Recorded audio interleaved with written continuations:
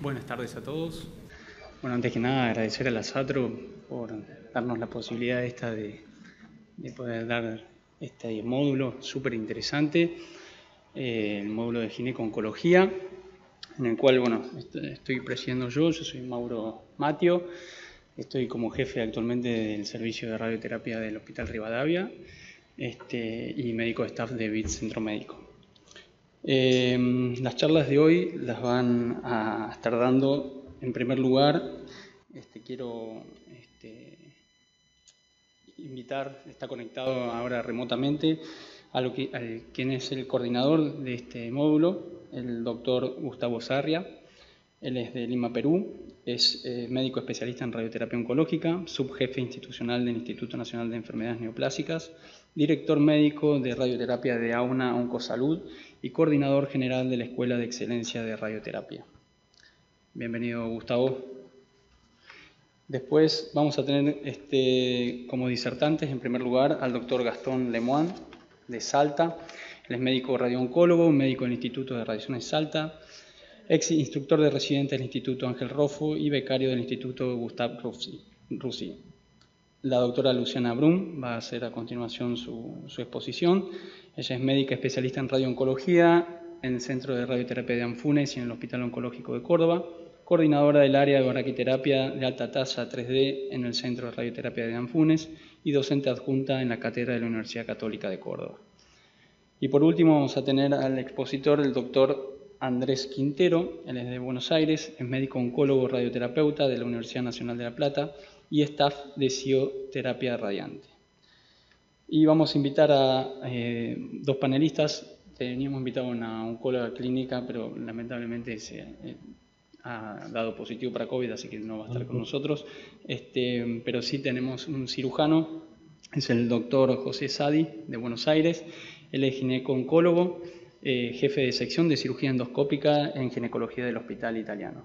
Los voy a invitar a todos si quieren pasar, así pueden tomar asiento y vamos a empezar con las primeras exposiciones.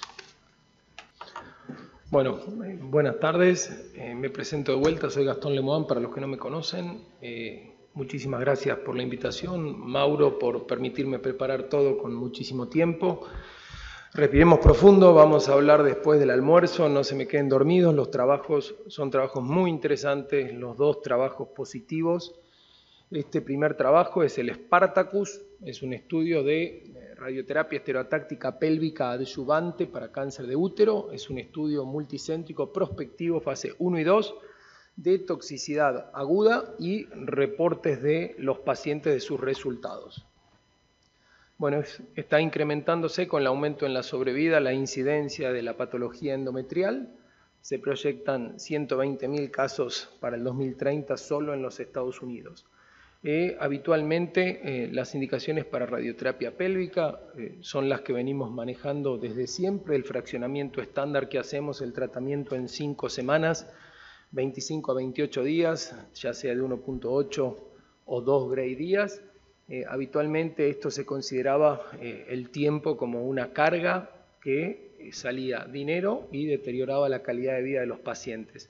Durante la pandemia del COVID-19 y con el advenimiento de medidas como el distanciamiento social, se convirtió en sumamente importante disminuir la exposición tanto del equipo médico, técnicos como de los pacientes cada vez que asistían, y por más que en este momento esté superándose la pandemia, los conceptos aprendidos van a permanecer. Nosotros probablemente en nuestros consultorios seamos los últimos en poder sacarnos los barbijos y probablemente el barbijo ya ha venido para quedarse en la práctica médica y uno lo ve, el que ha tenido oportunidad de viajar en los aeropuertos internacionales, son aeropuertos completamente cambiados. Bueno, el lipofraccionamiento sabemos que está bien establecido para otras patologías pélvicas, próstata, recto, y bueno, en mama que hemos hablado hoy, más aún. Este estudio multicéntrico es un estudio franco-canadiense, es de Canadá y de Inglaterra. La hipótesis que ellos manejaban era que la radioterapia hipofraccionada en 30 grays en 5 fracciones para radioterapia adyuvante pélvica en el cáncer uterino iba a ser bien tolerada con toxicidad gastrointestinal y genitourinaria aceptable, así como la calidad de vida no iba a verse deteriorada. El objetivo primario, toxicidad gastrointestinal y genitourinaria, con los criterios del Common Toxicity Criteria of Adverse Effects, la versión 5, los objetivos secundarios, calidad de vida reportada por los pacientes, toxicidades, tasas de toxicidades tardías, control local y sobrevida libre de enfermedad. Los 30 Gray en 5 fracciones, el BED para un alfa beta de 10 nos da un EQ2D de 40 Gray, y para toxicidades cardíacas con un alfa beta de 3 de 54 grays. Esta planificación en 5 fracciones la tomaron de los modelos de radioterapia pélvica de próstata, donde teníamos trabajos donde irradiábamos la próstata a dosis más altas, pero las partes ganglionares 25 Gray en 5 fracciones. Hemos hablado en recto, donde también hay experiencia, y ellos tenían más de 140 pacientes en estos centros que habían recibido este tipo de fraccionamientos, con un follow-up mayor a 4 años, nada de toxicidad grado 3, aguda o tardía. La planificación bien estricta, una simulación tomográfica con enema, backlog, siguiendo las guías que les mencioné del RTOG para próstata, marcado en el ITB, con la vejiga llena y vacía. La planificación, como les mencioné, con los protocolos de próstata. Si los constraints no se cumplían, el paciente se trataba igual, pero salía del protocolo. Se entregó en las 5 fracciones, haciendo un CONBIM antes de cada una, y había 2 maneras de hacerlo. Un día sí, un día no, durante los 5 días, o hacerlo una vez por semana. El análisis estadístico buscaba ver los cambios en la calidad de vida, eran clínicamente significativos si eran más de 10, y la significancia estadística se alcanzaba con una P menor a 0,006. Ahí tenemos al costado el esquema y cómo se fueron determinando. Había un estudio con historia clínica antes, determinación de toxicidad utilizando los métodos que les dije, un examen físico y un análisis clínico completo. Al empezar en la fracción 3, algunos de estos, en la fracción 5, y después a las 6 semanas y 12 semanas post tratamiento se hacían estas mismas determinaciones. Los resultados, el estudio acá da las características, la histología es la EC, no es carcinoma escamoso, es endometroide, adenocarcinoma endometroide mayormente. Después teníamos carcinoma de células claras, serosos, desdiferenciados y carcinosarcomas. Mayoría de los pacientes, para reunir la indicación de radioterapia pélvica, vemos los altos grados bien representados. Después había estadios iniciales, principalmente la patología que ellos diagnostican con mayor frecuencia, pero con factores de alto riesgo, invasión linfovascular. 15 de estos pacientes recibieron quimioterapia adyuvante, 9 hicieron braquiterapia, y después ahí está cómo se hizo, si era every other day o una vez por semana. 13 pacientes una vez por semana, día por medio 48 pacientes. Bueno, en los reportes de toxicidad genitourinaria y gastrointestinal no hubieron toxicidades grado 4 y 5, solamente un paciente con toxicidad grado 3, que era genitourinaria. Después la determinación del grado 3 no es tan importante, como ven un solo paciente presentó esto, no se vio pacientes con linfedema y hubo un paciente que presentaba descargas vaginales. En los test de calidad de vida solamente la diarrea permaneció clínicamente significativa, pero después se recuperó a los 2 meses y después se observó también fatiga, pero la totalidad de esos síntomas y esa toxicidad se fue recuperando rápidamente. En resumen, la radioterapia hipofraccionada es bien tolerada en el set de cáncer endometrio como tratamiento posoperatorio con técnicas estereotácticas, y tenemos por ahora poco seguimiento, es un poco más de 12 meses. La calidad de vida genitourinaria es peor al final del tratamiento, es la que mayor score tuvo, pero regresa al inicio durante el seguimiento. 2 meses después, como les dije, no hay toxicidad. Bueno, se sigue el follow-up de estos pacientes para evaluar tanto la toxicidad, calidad de vida, control locorregional y sobrevida libre de enfermedad. Y después, bueno, habla sobre los estudios randomizados para evaluar el fraccionamiento convencional con el hipofraccionamiento y toxicidad tardía. Pero bueno, están garantizados que estos trabajos se van a realizar pronto. Este otro trabajo es mucho más corto, es un trabajo fase 1 de escalada de dosis de SBRT para recurrencias locorregionales de cáncer de ovario. Criterio de inclusión eran tumores primarios ovarios, trompa de falopio o peritoneales, pacientes de igual o más de 18 años con buen performance status, la mayoría eran performance 0, tenían que tener menos de 3 sitios de enfermedad activa, por lo menos uno de los 3 sitios tenía que ser de menos de 5 centímetros en su mayor extensión y estar localizado en el abdomen. Podían tener enfermedad pulmonar, pero lo que estábamos evaluando era abdominal. Los sitios fuera del abdomen se trataban, pero fuera de protocolo para su evaluación. Acá al costado tenemos, es un esquema de 3+3 de escalada de dosis en estos pacientes así oligorrecurrentes con estos cánceres que les mencioné. Las dosis limitantes inicialmente era de 24 Gray. Si a las 12 semanas no veíamos toxicidad, se incrementaba al set siguiente de dosis, 27 Grays en 3, y después 30 Grays en 3. Se hicieron estudios por imágenes inmunológicos, los inmunológicos, los datos todavía no han sido publicados, tienen 12 meses de follow-up y evaluaron control local, sobriedad libre de progresión, sobriedad global, y esto que es el Freedom from Systemic Therapy, que eran las vacaciones de quimioterapia de las que ya se hablaba hace mucho tiempo, toxicidad y calidad de vida. Bueno, estas son las características de los pacientes, una edad media de 57, sin síntomas casi el 90%, la media de líneas de tratamiento sistémica recibidas antes de la SBRT de 2, el tiempo medio desde el diagnóstico a la SBRT 30 meses y tenemos mayoría de pacientes tratados tenían un solo sitio, luego 2 y menos pacientes que tenían 3 sitios para tratar. La toxicidad, ellos vieron que se escaló con seguridad hasta la dosis de 30 Grays en 3, sin toxicidad, la dosis limitante por toxicidad, y después acá tenemos que los resultados hasta ahora muestran, fíjense que en ningún momento se alcanza, obviamente todavía el seguimiento es corto, pero cuando vemos estas curvas, cuando vemos todo lo que fue la calidad de vida referida por los pacientes, no hubo deterioro en calidad de vida. Ellos observan que hay algunos cambios en la permeabilidad en el GTB, son algunas cosas que nosotros a la clínica no podemos llevar todavía, pero concluyen que este estudio ofrece primeros estudios prospectivos preliminares de SBRT que puede ser entregada de manera segura y puede efectivamente controlar las recurrencias limitadas del cáncer de ovario manteniendo la calidad de vida.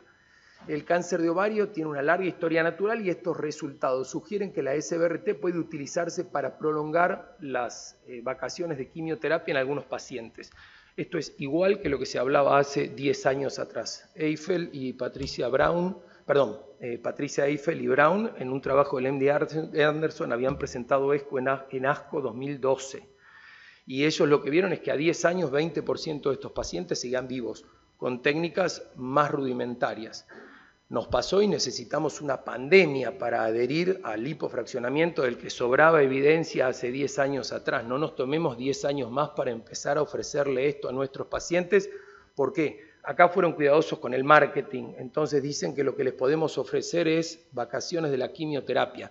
Eso es curación en el 20% de estos pacientes, que la quimioterapia no se los puede ofrecer. No vino el oncólogo invitado, pero ahí lo veo al doctor Gonzalo Mandiola, al doctor Gustavo Ferraris, que también son oncólogos clínicos, y me encantaría tener así alguna opinión para ver si las cosas las estoy viendo muy mal. Muchas gracias.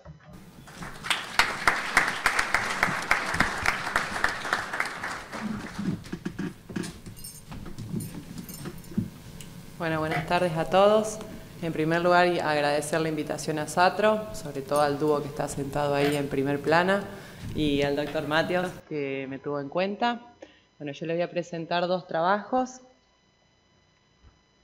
Este primer trabajo compara la irradiación profiláctica a campo extendido versus la irradiación pelviana en pacientes con cáncer de cuello uterino, estadio 13-1, de acuerdo a la nueva estadificación FIGO. Bueno, sabemos que el rol que cumple la irradiación profiláctica no está bien establecido hasta el presente, no tenemos indicaciones claras. Lo que sí tenemos en claro es que los pacientes al momento del diagnóstico que presentan adenopatías intrapelvianas está asociado a la presencia de adenopatías ganglionares paraórticas y sobre todo un aumento en la recaída ganglionar paraórtica luego de la irradiación pelviana. Por lo cual este estudio retrospectivo tiene el objetivo de analizar si los pacientes con estadios 13-1 podrían beneficiarse de la irradiación profiláctica. Incluyeron pacientes del 2011 al 2015 con histología confirmada, estadios 13-1, que realizaron tratamiento de radioterapia o radioquimioterapia. El diagnóstico de las adenopatías fueron realizadas por PET o en adenopatías que presentaban más de 10 milímetros con tomografía. El objetivo de este trabajo fue principalmente sobrevida y toxicidades.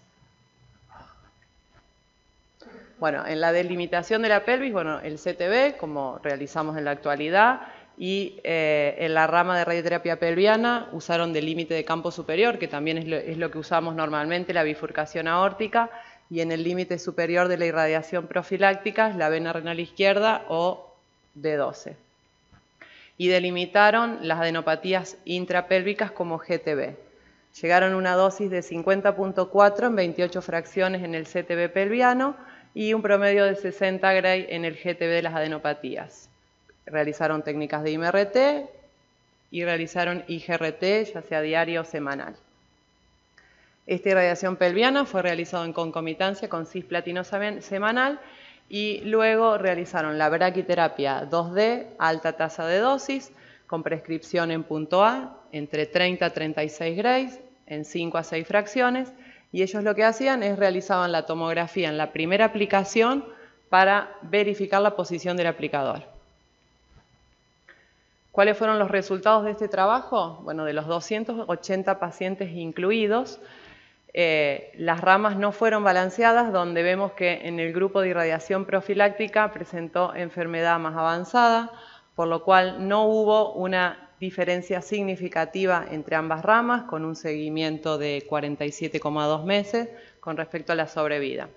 Por lo cual ellos lo que hicieron fue hacer, de esas dos ramas, volvieron a seleccionar grupos de pacientes para poder equiparar esas ramas y así obtener resultados en sobrevida luego de esta nueva selección con un beneficio en sobrevida global, en sobrevida libre de enfermedad, en control ganglionar paraórtico y en control extrapelviano a favor de la rama que realizó irradiación profiláctica. En el análisis de subgrupo, ellos dividieron grupo de alto riesgo y grupo de bajo riesgo basado en 3 factores de riesgo, que eran las adenopatías ilíacas común, pacientes que presenten más de 3 adenopatías pelvianas o enfermedad T3. En el grupo de alto riesgo debían presentar uno o más de estos factores y en el grupo de bajo riesgo ningún factor. Entonces, nuevamente, en este grupo de alto riesgo, incluidos 122 pacientes, nuevamente la rama desbalanceadas, donde presentaban mayor pacientes adenopatías ilíacas en el grupo de irradiación profiláctica, donde no se observó una diferencia significativa en sobrevida. Volvieron a separar nuevos grupos de pacientes para poder equiparar estas ramas y ahí sí, en el grupo de alto riesgo, obtuvieron un beneficio en sobrevida a favor de la rama de irradiación profiláctica. Luego, en el grupo de bajo riesgo, con 158 pacientes, la rama estaba desbalanceada en la rama de la pelvis, donde presentaban adenopatías intrapelvianas y hasta 2 adenopatías metastásicas, donde no obtuvieron una diferencia significativa en sobrevida en estas 2 ramas, por lo cual volvieron a seleccionar pacientes de esas 2 ramas, volvieron a equiparar y ahí sí obtuvieron en el grupo de bajo riesgo un beneficio en sobrevida con respecto a la irradiación profiláctica. Con respecto a las toxicidades, presentaron un 3,2% en toxicidades grado 3 y grado 4, predominando la rama de irradiación profilácticas. Y como conclusión de este primer trabajo es que la irradiación profiláctica mejora la sobrevida global, la sobrevida libre de progresión, el control ganglionar paraórtico y el control extrapelviano en pacientes con estadios 13-1.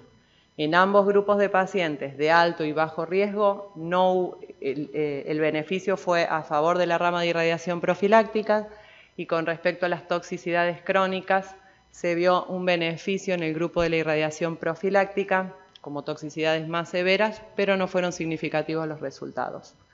Por lo cual, ellos consideran que el estadio 13.1 debería utilizarse como criterios de inclusión en los ensayos que realizan comparación de irradiación profiláctica versus radioterapia pelviana.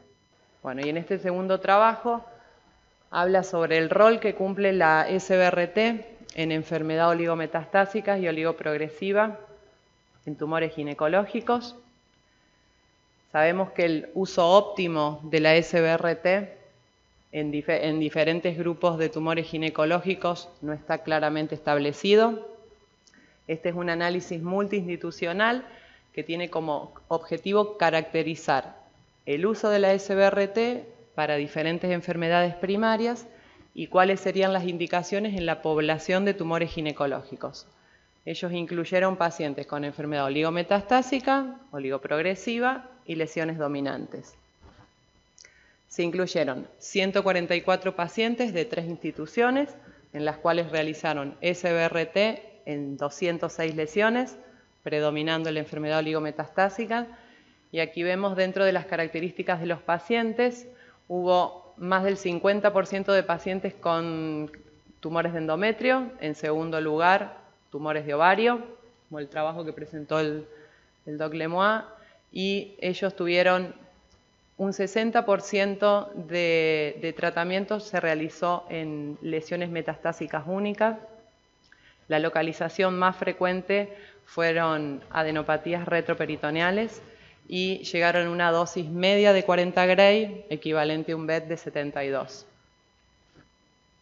¿Cuáles fueron los resultados de este trabajo? Bueno, en sobrevida libre de recurrencia local, con una media de 22,8 meses, fue el 71% el primer año y 46% en el segundo año.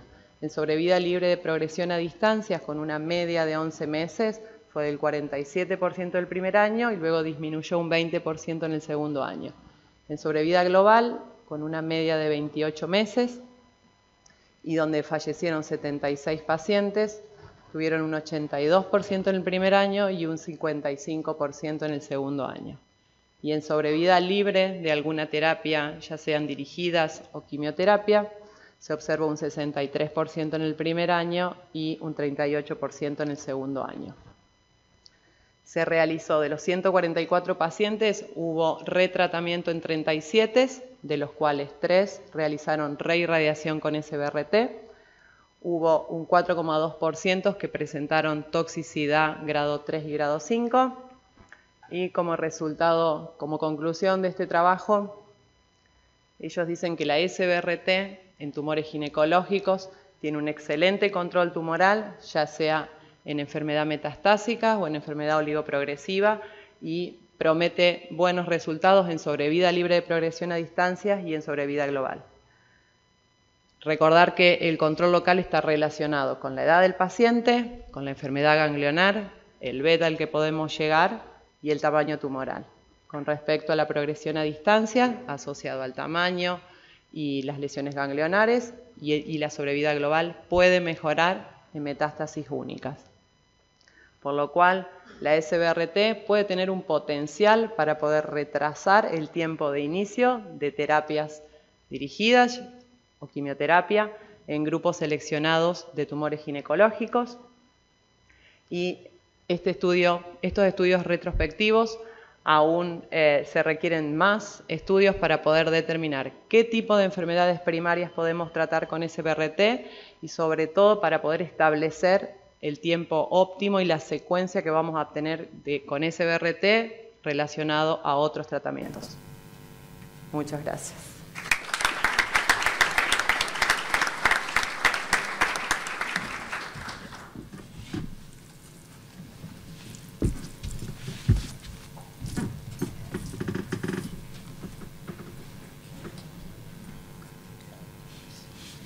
Bueno, buenas tardes, muchas gracias por la invitación.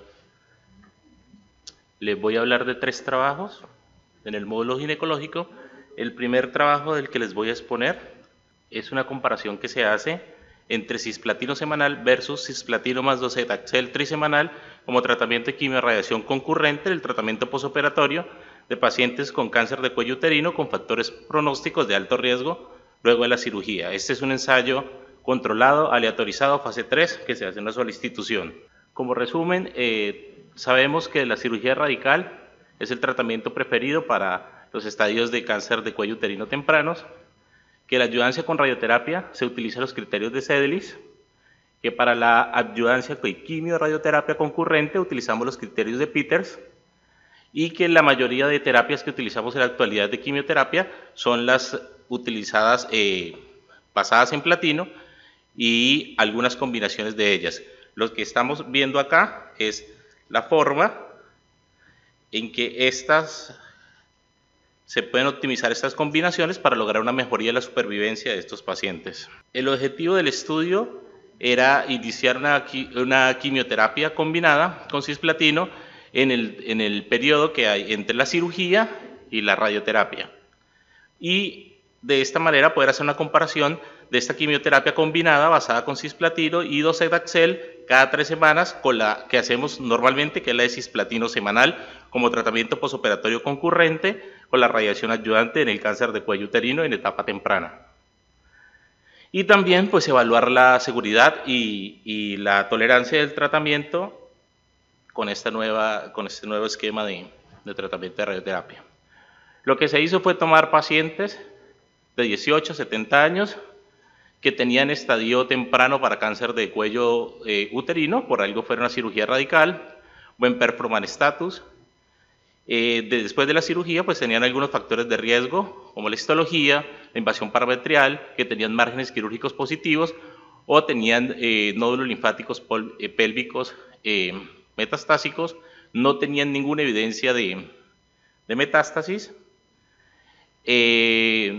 pero fueron excluidos, aunque más tarde ellos lo analizan en un subgrupo, los que tenían compromiso paraórtico. El endpoint primario fue la sobrevida global, pero también midieron los endpoints secundarios, fue la sobrevida libre de recaída, fue el endpoint, y el endpoint secundario que midieron fue la sobrevida global, la sobrevida libre de recaída metastásica y la seguridad. Como lo que estudiaron fue el grupo que se le hizo, que ellos nombraron con cisplatino, fue que se hacía radioterapia con terapia convencional de 45 a 50 grays, concurrente con cisplatino semanal a 40 miligramos por metro cuadrado. Y el grupo que se utilizó de control fue la radioterapia a 45 a 50 grays, en este hacían 4 ciclos. El ciclo inicial lo hacían 2 semanas después de la cirugía y se hacían 60 miligramos por metro cuadrado. El segundo ciclo se iniciaba 3 semanas después de ese primer ciclo y en ese segundo ciclo se iniciaba la radioterapia. Más o menos sobre la 4ª semana de radioterapia se hacía un tercer ciclo y luego el último ciclo de... Los grupos eran heterogéneos.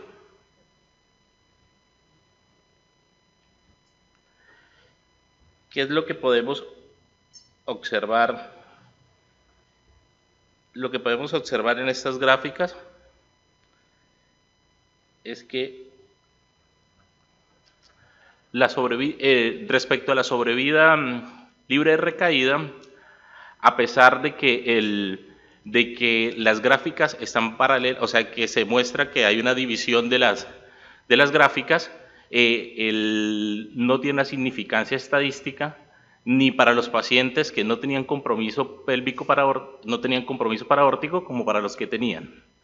En la sobrevida global tampoco hubo ninguna diferencia significativa, ni en la sobrevida libre de recaída metastásica.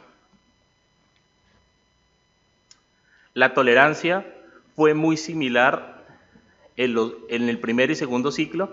Ya sobre el 4º ciclo la tolerancia en el grupo fue mayor en el grupo que hacía solo cisplatino, pero como podemos ver hacia el 5º ciclo incluso hubo más pacientes que toleraron los 4 ciclos de cisplatino con docetaxel que los que toleraron los 5 ciclos de cisplatino. Respecto a A los efectos adversos, los más marcados fueron la leucopenia y la neutropenia, que casi doblaron en el grupo de cisplatino o Sectaxel versus los que solo hicieron cisplatino. La toxicidad gastrointestinal y anemia y trombocitopenia fueron iguales en los dos grupos. Como ya les había mencionado, entonces, los pacientes posoperatorios para radioterapia de cáncer de cuello cervical, los de alto riesgo hicieron los 4 ciclos y no se evidenció ninguna mejoría. El hazard ratio en las dos gráficas contiene la unidad, o sea que no tiene ninguna significancia estadística, a pesar de que en el grupo de los paraórticos está muy cercano a la unidad, lo que nos podría mostrar que con un estudio con mayor número de pacientes podría mejorar un poco este aspecto. El segundo tiene que ver con el potencial de la metformina. El potencial de la metformina para mejorar la oxigenación tumoral en el cáncer de cuello uterino localmente avanzado. Este es un ensayo aleatorizado de fase 2. Este se hizo en el Prince Margaret de la Universidad de Toronto. El objetivo del estudio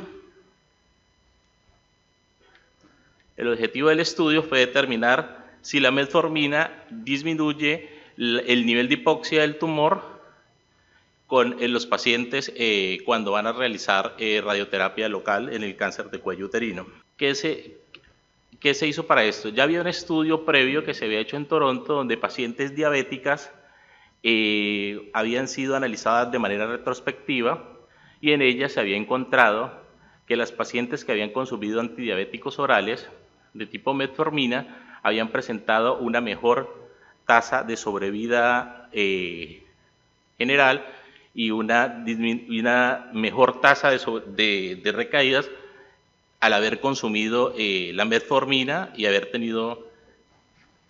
estado tratados. Entonces, ¿qué fue lo que hicieron para determinar esto?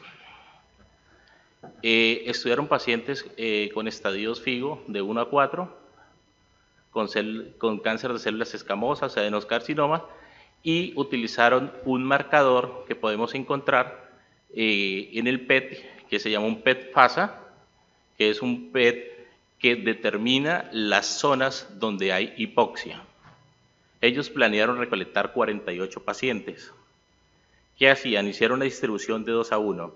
El primer grupo iba a ser quimioterapia, quimiorradiación estándar más metformina, en la cual le iban a dar una semana antes del tratamiento 850 miligramos de metformina por 3 días y luego le iban a dar 850 miligramos cada 12 horas hasta el final del tratamiento, y al otro grupo le iban a dar esta quimiorradiación estándar.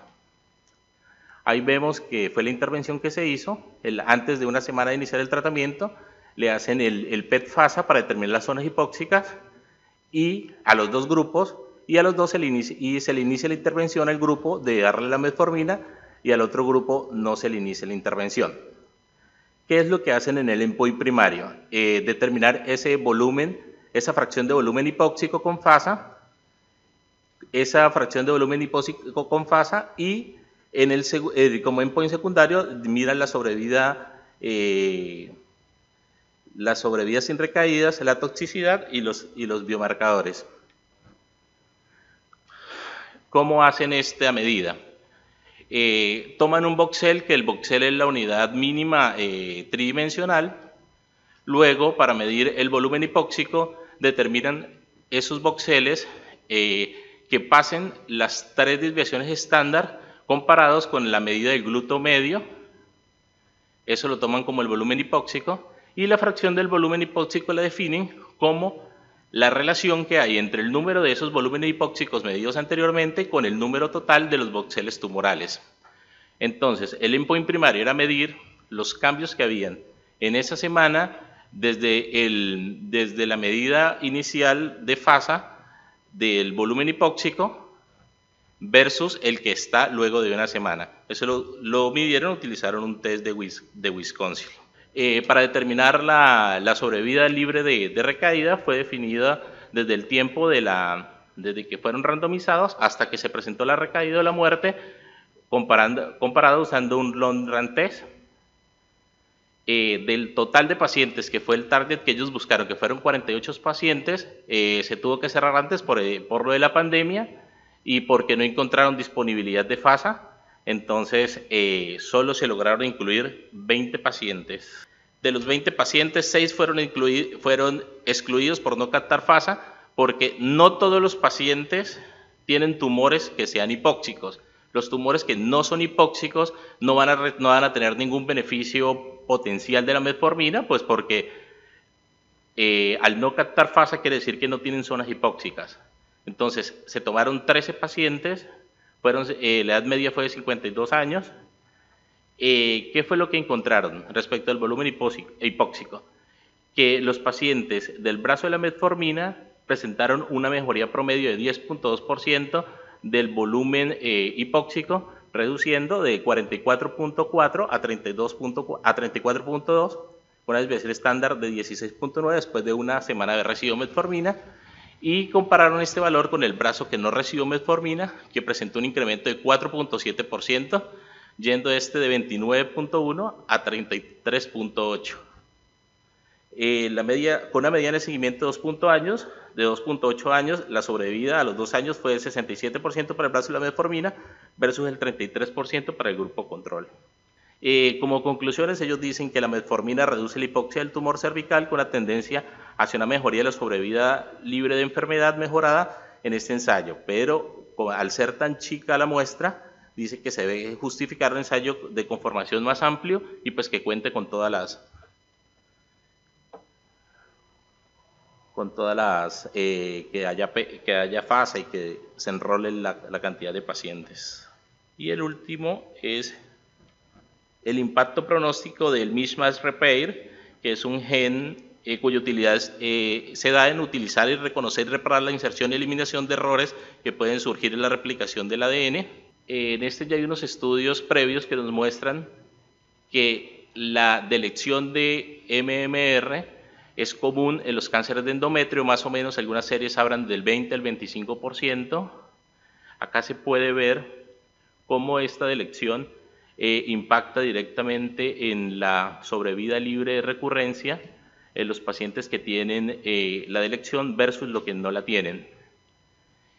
Casi todos los estudios que hay actualmente nos muestran que estos pacientes que están siendo estudiados son que tienen delección de MMR, pero que son de riesgo intermedio alto. Y este riesgo intermedio alto está dado pues, por los criterios que todos conocemos, los de GGO 99, que son los que están mencionados allí. El propósito de la investigación es investigar el valor pronóstico del MMR en pacientes de riesgo intermedio alto y bajo después de la braquiterapia y considerar cómo el estado del MMR puede afectar los futuros paradigmas de estratificación de riesgo. Este es un estudio retrospectivo de una sola institución de 198 pacientes con CA de endometrio, con histología endometrioide en etapas tempranas, con los pacientes de riesgo intermedio alto y bajo. Todos los pacientes tienen estadificación quirúrgica, todos los pacientes fueron tratados con braquiterapia vaginal sin haber realizado ninguna radioterapia pélvica y 12 de estos pacientes realizaron quimioterapia adyuvante.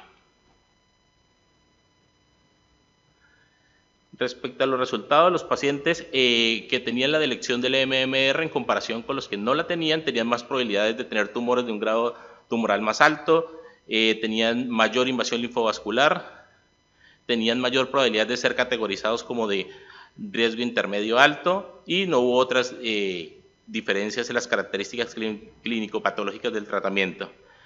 La media del tiempo de seguimiento fue de 38 a 37 meses en los dos grupos. A continuación mencionamos el impacto de la delección del MMR dentro de cada categoría de riesgo. En primer lugar, solo vamos a examinar los de bajo riesgo. Vemos que en el grupo de delección del MMR había reducido significativamente la supervivencia libre de recurrencia en comparación con los que tienen la presencia. Si lo llevamos a los que tienen riesgo intermedio alto, el grupo de MR también tuvo una sobrevida libre de recaída más pobre en comparación con los que tienen presencia del MMR. Y a la vez, si hacemos la superposición de estos gráficos, podemos ver que las curvas en realidad se separan bastante claras por el estado del MMR en lugar del estado del riesgo.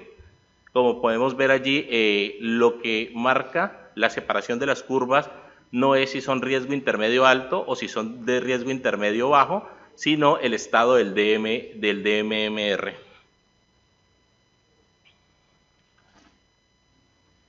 Si vemos en esta tabla nos muestra el modelo de riesgo proporcional de Cox. Ahí vemos que en la muestra lo único que tiene significancia estadística es el tamaño del tumor y la elección del DMMR, y es lo que está más asociada a una sobrevida libre de recaída pobre. Como podemos ver acá en este Kaplan-Meier, los datos de supervivencia general que fueron excelentes en todos los grupos. De todos modos, estamos hablando de pacientes en estadios tempranos, por lo tanto, a pesar de que haya diferencia en la sobrevida libre de recaída, la supervivencia global va a ser excelente en todos los grupos. Como conclusiones podemos llegar que la deficiencia del MMR se asocia a una sobrevida libre de recaída más pobre, independientemente de si el riesgo intermedio es bajo o alto, que en el pronóstico de los pacientes de cáncer de endometrio de riesgo intermedio puede estar más continuo en ese intervalo que hay entre los de riesgo bajo y riesgo alto cuando se consideren factores moleculares. Entonces, la conclusión final es que las características moleculares deben considerarse en futuras estrategias de estratificación para optimizar la selección del tratamiento y el diseño de futuros ensayos clínicos para de ahí sacar las características moleculares. Esos son los tres. Esta sería la presentación.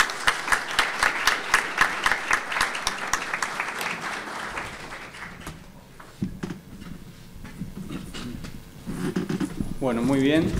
La verdad que fueron sumamente interesantes todas las exposiciones. Ahora vamos a dar lugar al coordinador, al doctor Gustavo Sarria. ¿Qué tal, Gustavo? ¿Cómo estás? Buenas tardes. Hola Mauro, muy buenas tardes con todos. Bueno, agradecido por la invitación para compartir con ustedes este módulo y esta tarde que ha sido muy de provecho. Ciertamente quisiera romper hielos con una pregunta al panel que podría involucrarlos. ¿Cuál es la opinión desde la óptica de lo presentado en evaluar por qué el cáncer ginecológico anda un tanto retrasado con relación a las implicancias del lipofraccionamiento, las técnicas estereotácticas, los alcances inmunogénicos, si lo comparamos, como mencionaba el doctor Gastón Lemoine, sobre, por ejemplo, patologías como cáncer de mama o próstata, por ejemplo, o pulmón, melanoma tal vez.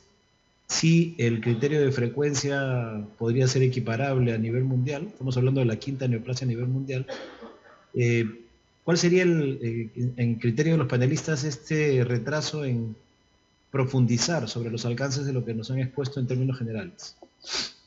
Les cedo la palabra, no sé, primero las damas, la doctora Luciana.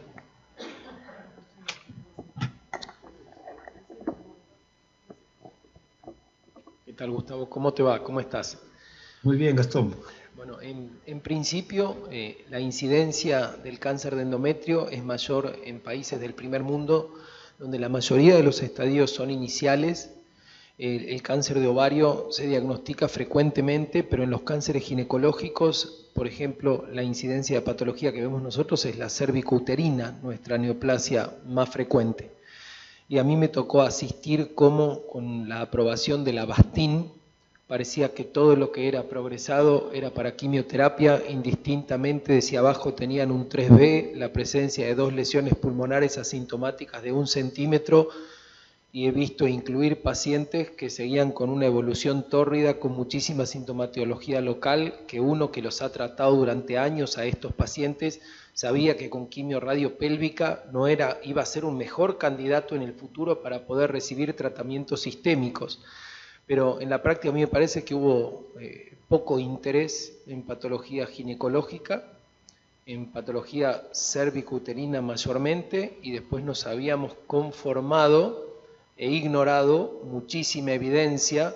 Cuando en el 2018 se publica el COMET, uno dice, era por esto, pero el concepto de oligometastásico tiene 90 años. En el año 35 ya hay en la bibliografía pacientes tratados de manera quirúrgica en enfermedad oligometastásica que se los trataba con intenciones curativas, y hace 90 años se consideraba que se los curaba. Después del advenimiento del tratamiento sistémico, aceptamos que estos pacientes no iban a ser curados y convivíamos con esto, línea tras línea, pacientes con 4 líneas de tratamiento sistémico, y se les quitaba esta posibilidad. Me parece que es una inquietud lógica, pero que se sumó como la tormenta perfecta, que los pacientes no estaban haciendo tratamientos sistémicos y de golpe tenían la posibilidad de hacer tratamientos radiantes cortos, y teníamos el COMET, teníamos el Oriol, teníamos actualizaciones de Stampede, viendo que en todos los trabajos, indistintamente el Oli Gómez, indistintamente de la patología que estabas estudiando, vos veías que los pacientes oligometastásicos se curan. Entonces son esos conceptos que si vos decís, bueno, no, pero en este melanoma raro no tengo evidencia. Bueno, está bien, maestro, espere a tener la evidencia, pero uno con sentido común interpreta que podemos extrapolar, y que si esta especialidad fuera oncología clínica, hubiéramos tenido infinidad de early approvals que nosotros no nos lo damos a nosotros mismos. Creo que somos nuestro principal obstáculo para avanzar más rápido. Nos estamos pidiendo cosas, ayer mismo nos pidieron evidencia nivel 1, y vos cuál es la guía de la NCCN, en todos lados te dicen, toda la evidencia que está acá es categoría 2A, salvo que se diga de otra manera. Creemos que la mejor forma para tratar a los pacientes es en un protocolo de investigación.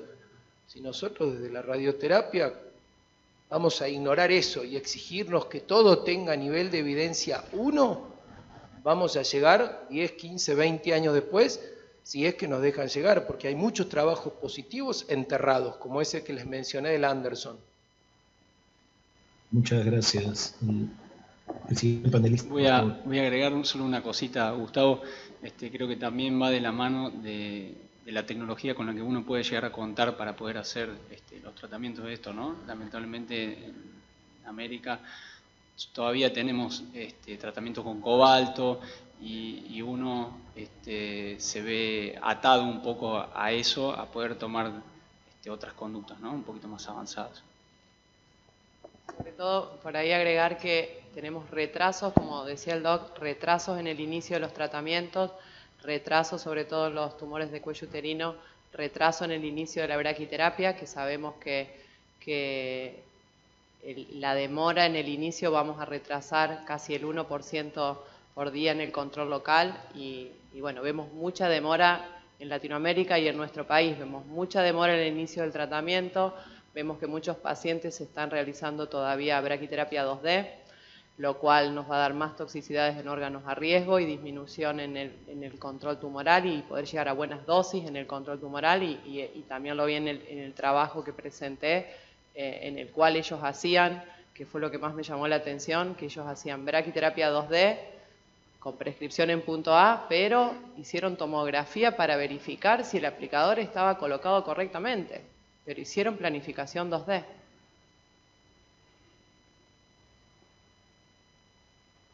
Bien, tremendos comentarios, y al final un contrasentido que habría que confrontar, ¿no? O sea, el esfuerzo de levantar volúmenes e ignorarlos para una planificación cuidadosa, pues limita bastante el resultado. Yo solamente quería agregar a esta pregunta el hecho de que, y lo he vivido, los protocolos que nos llegan, armados ya para la intencionalidad de probar determinado agente sistémico, muchas veces, creo que lo mencionó Gastón, muchas veces ignora qué tipo de radioterapia estamos dando, o estratifica qué tipo de tecnología podemos aportar.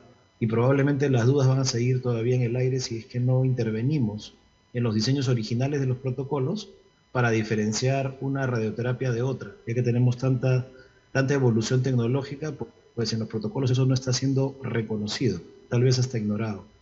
Y eso nos permite decir que podemos seguir siendo de alguna manera invisibles para los alcances. Yo quería, siguiendo un poco el orden de las presentaciones, hacer una pregunta acerca de este reporte, yo llamaría preliminar del Spartacus, que presentó Gastón, acerca de un objetivo importante que era la expectativa del paciente. Ya sé que el seguimiento ha sido corto, pero ¿qué objetivo se cumplió o cómo se midió esa expectativa en relación a la intervención? Sí, ahí se hicieron, por un lado, la determinación del médico de la toxicidad y en los test de calidad de vida, la determinación por parte del paciente. Y vimos que no hay absolutamente ninguna diferencia, que son bien tolerados, que no había toxicidad grado 3 más allá de los 2 meses post la finalización del tratamiento. Eran muy pocos los pacientes con esa toxicidad y, como te dije, se recuperaban rápidamente. O sea, y todavía como es un trabajo que tiene no tantos meses de seguimiento, de toxicidad tardía, todavía vamos a esperar reportes. Sí, por supuesto, sigue siendo preliminar. En el escenario de la presentación que también hiciste, y disculpa que te esté abusando del micrófono, pero quería hacer un seguimiento según el orden de presentación, hablaste de que podíamos asumir que en ovario, en cáncer de ovario, con 30 Grays en 3 sesiones, recomendaban su asunción como una forma estándar de abordaje en estos escenarios oligos recurrentes.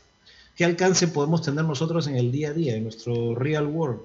Sí, este no dejaba de ser un fase 1. Yo mencioné, porque en el trabajo del 2012, que es un trabajo del Anderson muy bien realizado, había marcadores pronósticos que eran nivel de dosis alcanzado, los pacientes que recibían más de 54 Grays y menos de 54 Grays, la relación con el volumen, los pacientes que tenían menos de 3 centímetros respondían más que los que tenían más de 3, los que tenían menos de 5 respondían más que los que tenían más de 5. Entonces, es como que a la práctica, veamos cómo lo llevamos. Efectivamente, nos faltan datos para saber cuál es la dosis exacta, pero si sabemos que es bien tolerado, probablemente sea reemplazado propio por un nivel de dosis que se pueda dar de manera segura, incluso superior al que estamos manejando ahora, pero en la práctica diaria, durante la pandemia, tuvimos un escenario perfecto para tratar de trabajar dentro de lo que eran los protocolos validados de patología pélvica, y en la práctica yo creo que podríamos guiarnos por ahí. Y luego, a medida que vayan madurando los resultados, ir sabiendo de manera más firme cuál es el nivel de dosis exacto que tenemos que usar. Mientras tanto, nos cuesta, pero muchas veces la opción son líneas y líneas de quimioterapia a perpetuidad hasta que el paciente no las puede tolerar más. Y muchos de estos pacientes volvían a hacer quimioterapia luego de la radioterapia, que ya habían sido descartados. Y no sé también la opinión acá de nuestro colega cirujano sobre estos pacientes oligometastásicos, también me parece que nos puede aportar mucho. Bueno, muchas gracias por la invitación, ¿sí? Bueno, hay todo un tema con la recurrencia del cáncer de ovario en la actualidad, ¿no? Si uno mira los trabajos que vienen de Estados Unidos, por ejemplo, del Anderson básicamente, es como que hoy hasta, inclusive la cirugía está, digamos, en cierta forma en desuso en la recurrencia del cáncer de ovario, ¿no? Y si uno va, por ejemplo, a Europa, el doctor Dubois, que es un trabajo muy interesante, vuelve a poner, digamos, en discusión la posibilidad de la cirugía de citorreducción secundaria ante una recurrencia, ¿no? Por eso es que es bien importante la selección del paciente, tener en cuenta, bueno, el tiempo libre de enfermedad, el número de metástasis, la localización de las metástasis, y en función de eso creo que uno puede utilizar las distintas herramientas que tiene basándose en lo que se conoce hasta la actualidad, ¿no?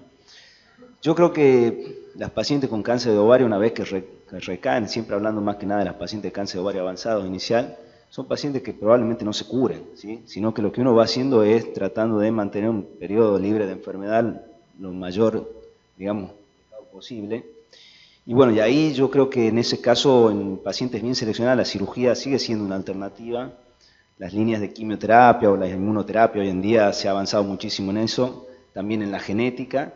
Y la radioterapia creo que, de hecho nosotros en algunos casos lo hemos usado, tiene una indicación, digamos, en pacientes bien seleccionadas, por ejemplo, metástasis única, sobre todo a nivel de sitios ganglionares que no pueden ser tratadas, o donde sabemos que la quimioterapia por ahí, cuando son lesiones masas ganglionares grandes, por ahí no van a actuar, o lesiones pelvianas en pacientes complejas que por alguna situación tienen o múltiples cirugías o múltiples líneas de quimioterapia. Creo que la radioterapia todavía sigue teniendo un rol importante ahí, ¿no?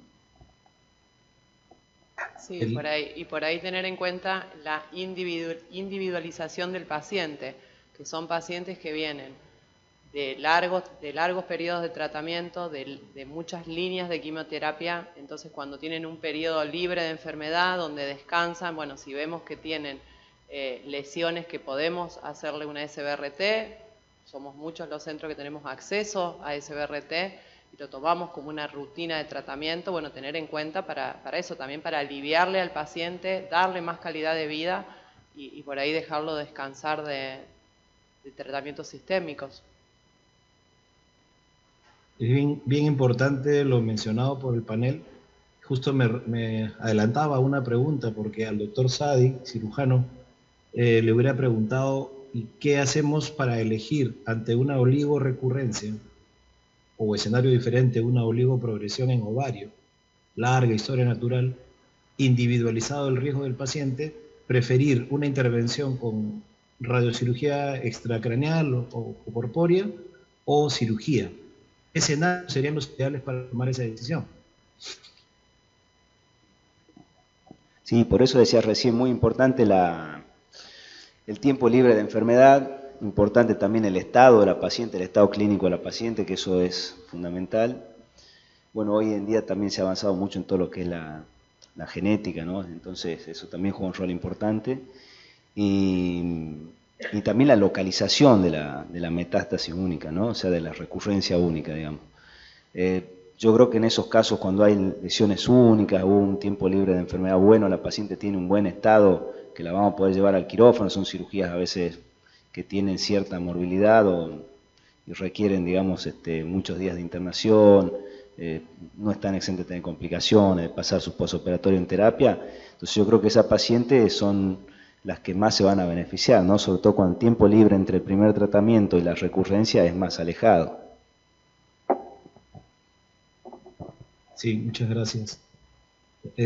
Luciana, en el curso de los dos trabajos que presentó, se mencionó con especial énfasis en la profilaxis paraórtica para encontrar alguna mejora en los criterios de sobrevida libre de progresión, control a distancia, que se tuvieron que reagrupar en la primera cohorte de pacientes para subseleccionarlos. Entendí que se habían seleccionado cerca de 71 pacientes y que los lograron identificar en alto riesgo y bajo riesgo. Esos criterios que usted presentó de parte de los autores, ¿qué comentario le merecen? ¿Fueron suficientes para determinar ese riesgo o nos dejaría todavía algunas dudas para identificar ese riesgo? Sí, yo creo que hoy en día nunca nos queda claro cuándo irradiamos retroperitoneo y cuándo no. Pero bueno, por ahí tenemos que tener en cuenta que, como lo dije en la charla, los pacientes que tienen adenopatías pelvianas tienen una alta tasa de tener adenopatías retroperitoneales. Entonces tenemos que tener en cuenta qué vamos a hacer y qué técnica de tratamiento vamos a usar. Porque por ahí uno dice, bueno, sí, si el paciente tiene adenopatías pelvianas, más allá de que en el trabajo presentaron como 3 factores de riesgo, por ahí si uno tiene pacientes con adenopatías pelvianas, ¿qué hace? Bueno, por lo menos un retroinfrarrenal vamos a hacer, porque tiene adenopatías pelvianas y sabemos que tiene alta tasa de recaer en retroperitoneo.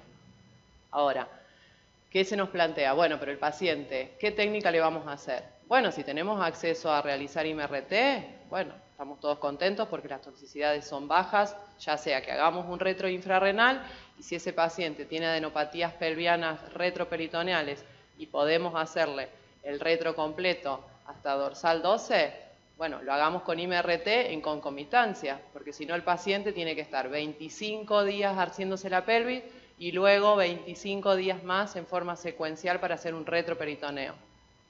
¿Sí? Y ni hablar si el paciente viaja, está localizado en otra provincia, está a 2 meses de tratamiento.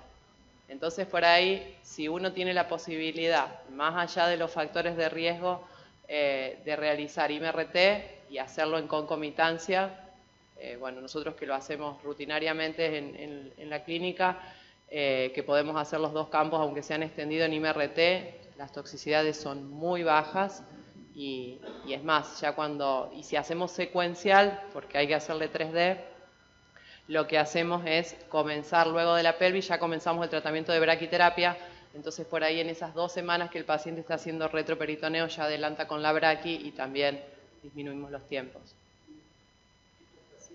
Gracias. Y repasando un poco el concepto. No, estaban estratificados por PET y si presentaban adenopatías más de 10 milímetros con tomografía. Sí lo comentó.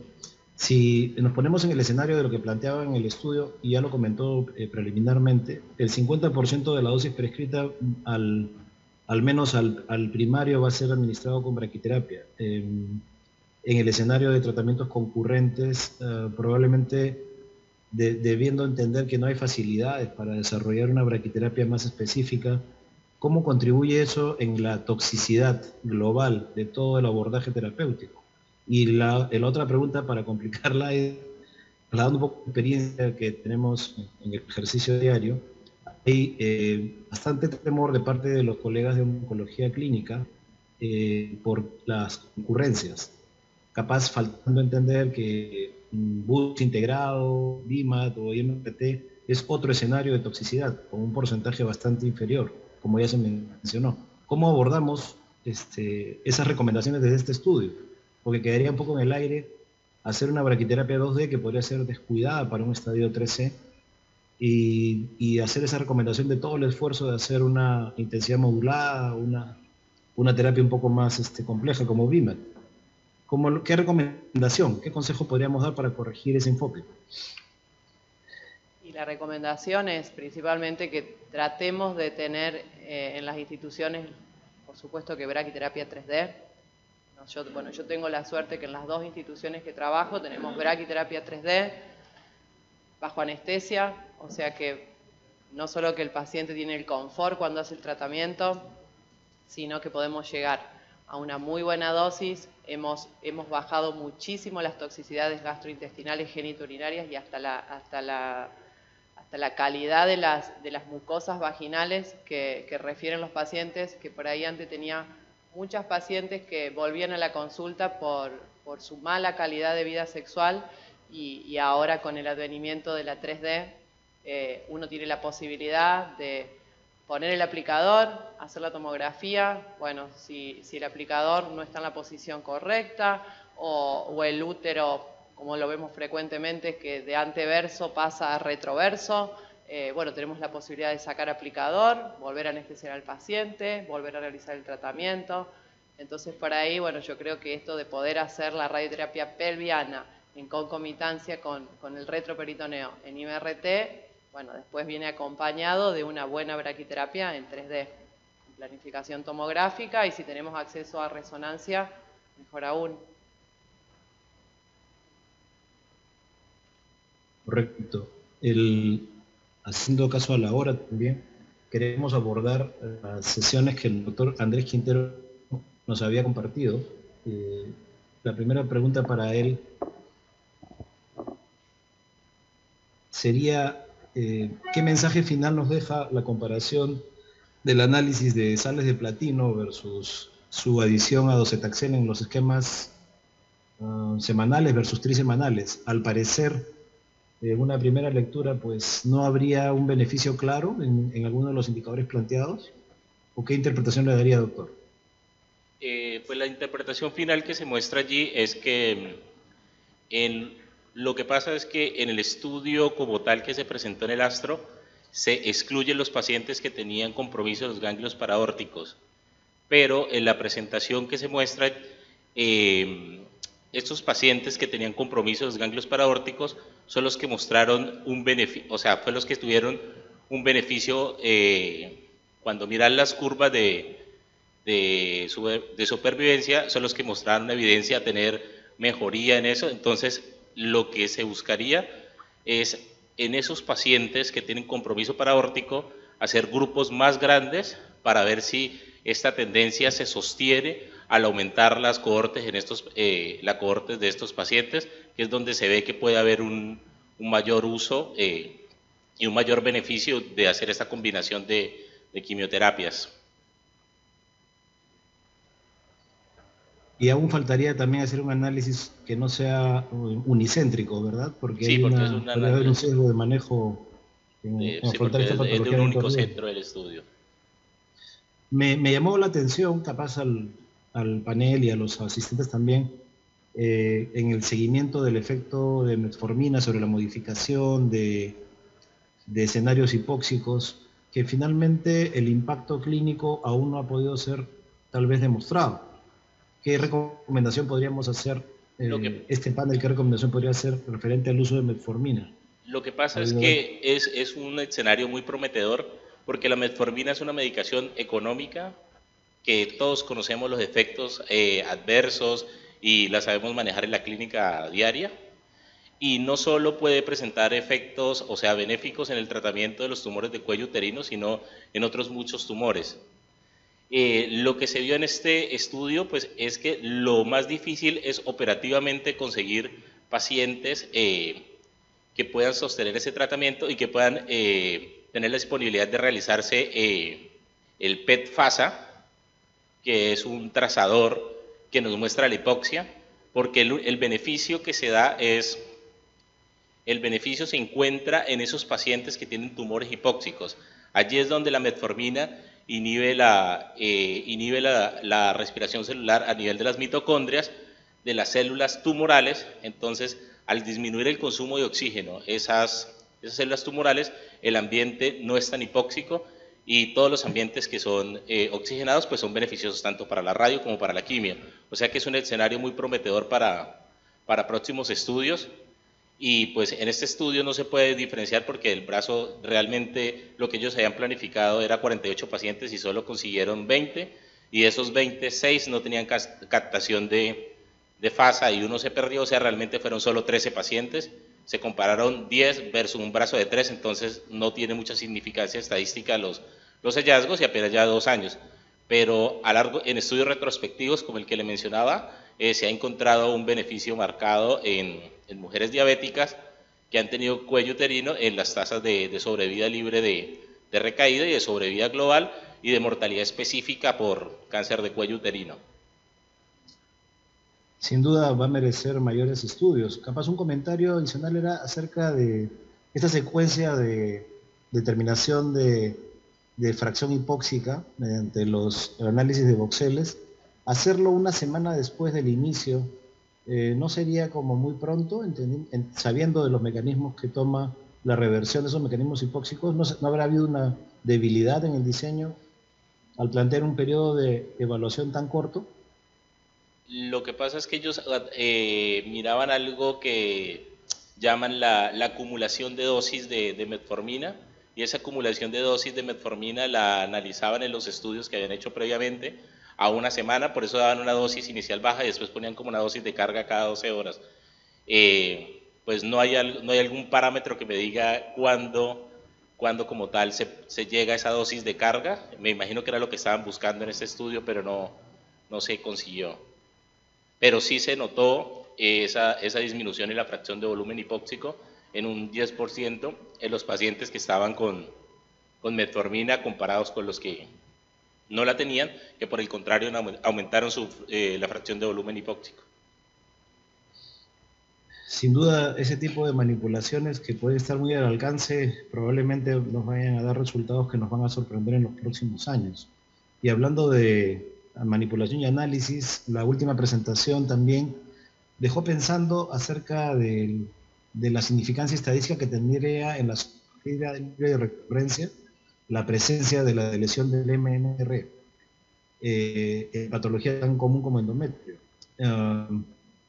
Podría decirse que el estudio todavía necesita recorrer y madurar data con cohortes más grandes probablemente, pero sí marca de alguna manera un factor pronóstico que incluso tiene la potencia de un factor clínico como el tamaño tumoral, hasta más diría, ¿no? Según los cuadros presentados.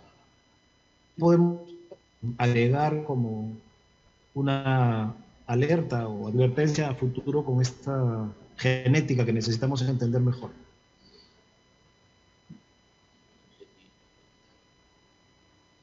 No. ¿Podrías como repetir la pregunta o alguna interrupción? Disculpen, debe ser la conexión que tenemos acá un poquito lejos. Decía que la presencia de esta lesión del MMR en esta patología sí marca como resultado en una cohorte tan pequeña una sobrevida libre de recurrencia importante, que está a la altura o más, por ejemplo, que el tamaño tumoral, según el análisis estadístico. La pregunta sería, este es un rompecabezas y probablemente falten bastantes piezas del rompecabezas genético, pero ¿qué futuro le podemos pronosticar o recomendar para estudios que se tienen que desarrollar?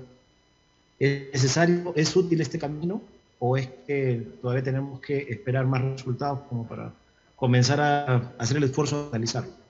Yo creo que con lo encontrado allí es bastante importante que se incluyan los estudios moleculares de este tipo en los estadios de endometrio, como en algún momento llegaron a ser en mama o en algunas otras patologías que nos dan más que la parte del TNM, la parte molecular nos llegue a definir más el pronóstico.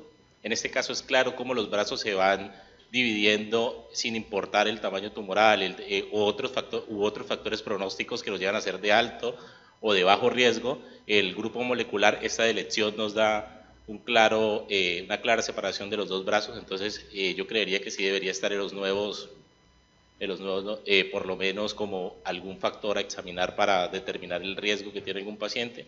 Y pues lo que ellos lo plantean es para ver si se pueden escalar tratamientos, por ejemplo, agregarle inmunoterapia o hacer radioterapia pélvica para predecir que estos pacientes puedan llegar a tener algún pronóstico más desfavorable en su evolución. Pues como vimos, los pacientes todos tienen una sobrevida global buena, pues porque eran estadios tempranos, pero por ahí podían predecir que no hubiesen llegado a necesitar un rescate si se hubiese diagnosticado molecularmente que tenían un riesgo elevado respecto a otros pacientes que no tuvieran ese marcador molecular. Muchas gracias. Doctor Mauro, no quiero romper el horario de la actividad, no sé cómo estamos de tiempo. Gustavo justo sonó la chicharra del final, así que no sé si querés cerrar con alguna otra cosa más o... Más que cerrar yo, que estoy aprendiendo mucho con la calidad del panel, quería dejar un comentario para cada uno de los presentes para una reflexión de este módulo de ginecológica. Empecemos contigo, Mauro.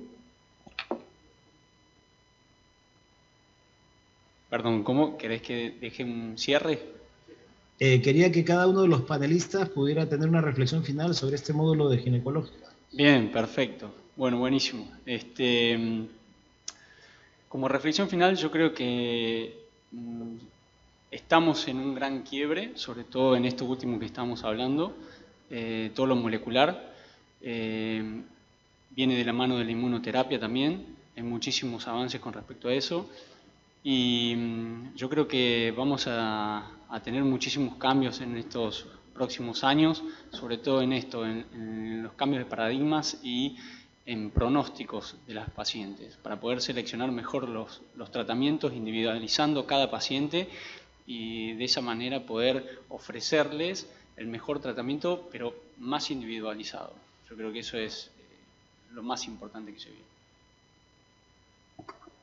Sí, más allá de, como decía el doc Mateo, el trabajo de la selección del paciente en forma individualizada y bueno, y por ahí el trabajo multidisciplinario, sobre todo con los ginecos-oncólogos, que bueno, es como un gran paso. No es lo mismo cuando uno recibe un paciente para hacer un tratamiento adyuvante o un tratamiento radical, donde el paciente fue valorado por un gineco-oncólogo, donde si había que hacer cirugía, vos sabés que el paciente llega bien operado y si tenemos que hacer alguna adyuvancia es porque se diagnosticó en la cirugía, o sea, con los resultados de la cirugía tuvimos algún factor que nos hizo hacer tratamiento adyuvante. Y si no, el paciente no se demora. Cuando el paciente concurre a un gineco-oncólogo es diagnosticado en tiempo, derivado en tiempo y así poder hacer el tratamiento de forma correcta.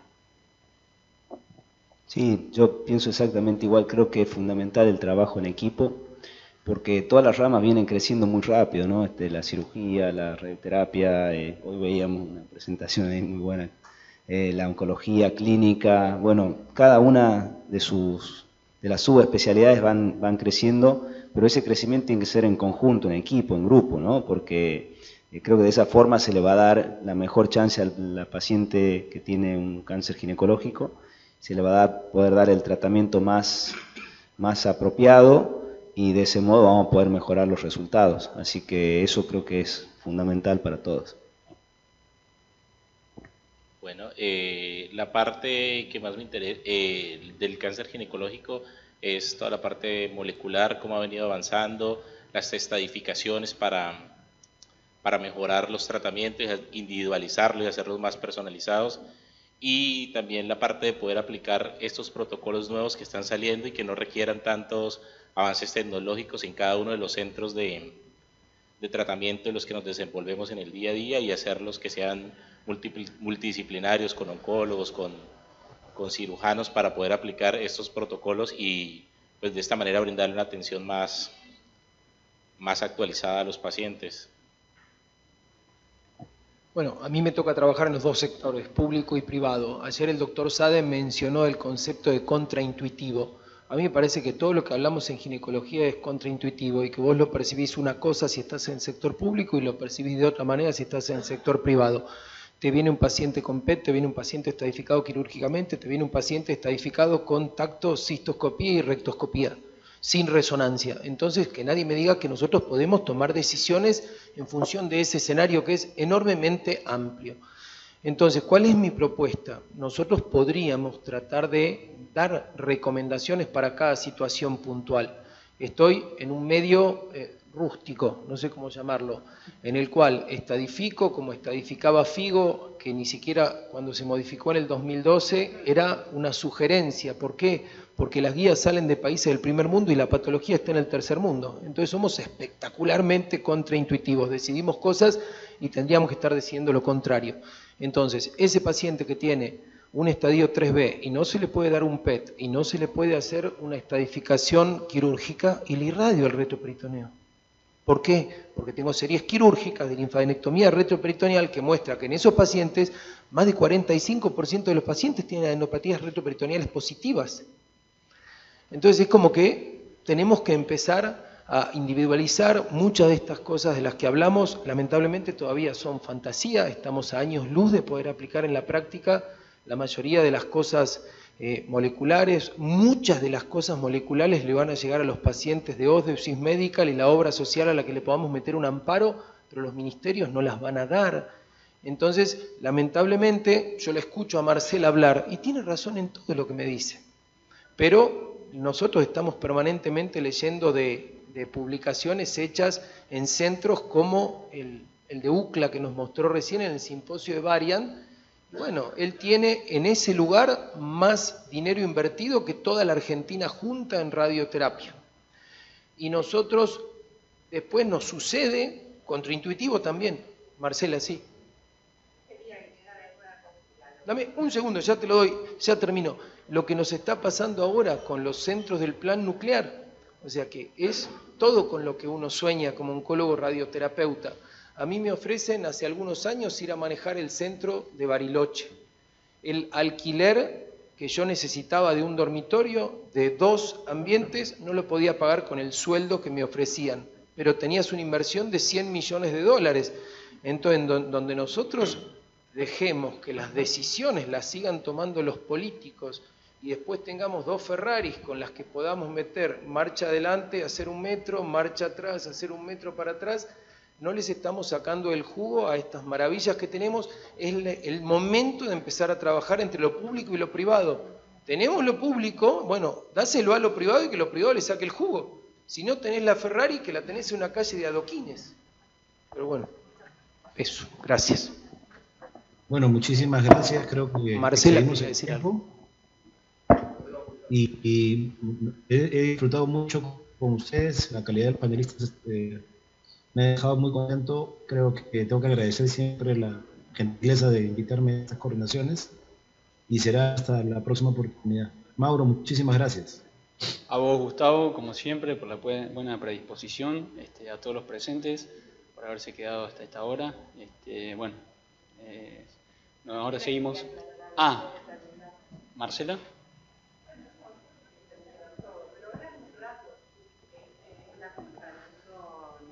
Ni los políticos, ni las sociedades locales, ni nadie. La primera gran culpa la tiene la FIGO, porque la FIGO es justamente la que tira para abajo todo, desde la estadificación hasta los estándares de tratamiento, con ese concepto de que el cáncer de cuello uterino es global, pero el principal problema es que somos mujeres, porque nunca ha pasado con los tumores urológicos, ni con los tumores de pulmón, ni con ningún otro.